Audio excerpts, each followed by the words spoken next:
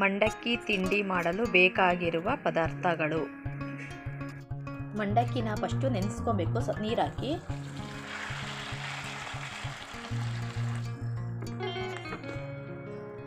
ಈ ಥರ ನೀರು ಹಾಕ್ಬಿಟ್ಟು ಪೂರ್ತಿ ನೆನೆಸಿಟ್ಕೊಬೇಕು. ಗ್ಯಾಸ್ ಒಲೆ ಮೇಲೆ ಒಂದು ಪಾತ್ರೆ ಇಟ್ಕೊಬೇಕು.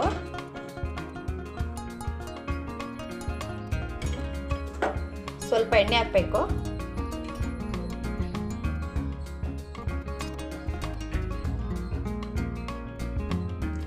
ಎಣ್ಣೆ ಕಾಯಲ್ಲಿ ಬಿಡಬೇಕು.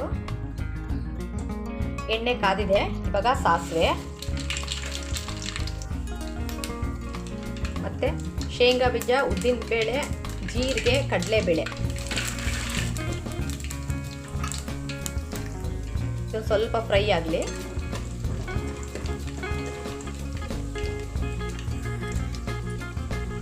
ಕರಿಬೇವಿನ ಸೊಪ್ಪು, ಹಸಿಮೆಣಸಿನಕಾಯಿ,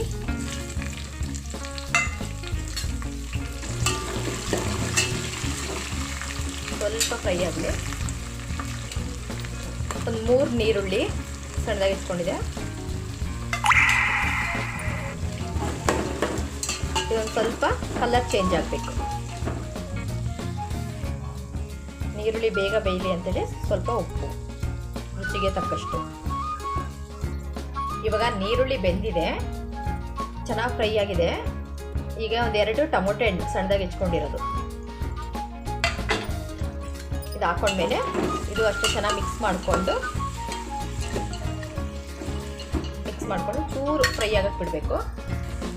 ಸ್ವಲ್ಪ ಅರಿಶಿನ,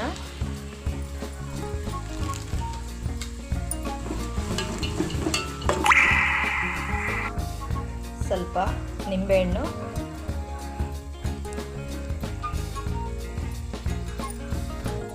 ಇವಾಗ ಚೆನ್ನಾಗಿ ಫ್ರೈ ಆಗಿದೆ. ಇವಾಗ ಮಂಡಕ್ಕಿ ಹಾಕಬೇಕು.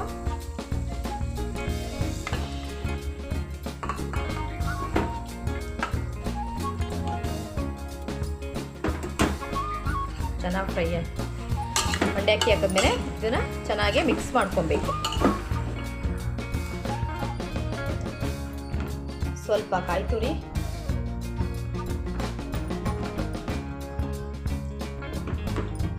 ಸ್ವಲ್ಪ ಕೊತ್ತಂಬರಿ ಸೊಪ್ಪು. ಇವಾಗ ಇದನ್ನು ಅಷ್ಟೇ ಹಾಕಿದ್ಮೇಲೆ ಚೆನ್ನಾಗಿ ಮಿಕ್ಸ್ ಮಾಡ್ಕೊಬೇಕು. ಸ್ವಲ್ಪ ಕಡಲೆ ಹಾಕಿ ಜಾರಿಗೆ 1 ಸ್ಪೂನಷ್ಟು ಸಕ್ಕರೆ ಹಾಕ್ಕೊಂಡು ನೈಸಾಗಿ ರುಬ್ಕೊಬೇಕು. ಇದನ್ನು ಇವಾಗ ಮಂಡಕ್ಕಿ ತಿಂಡಿಗೆ ಇದಕ್ಕೆ ರುಬ್ಕೊಂಡಿರೋಂತಹ ಕಡಲೆ ಪುಡಿನ ಇದಕ್ಕೆ ಮಿಕ್ಸ್ ಮಾಡಬೇಕು.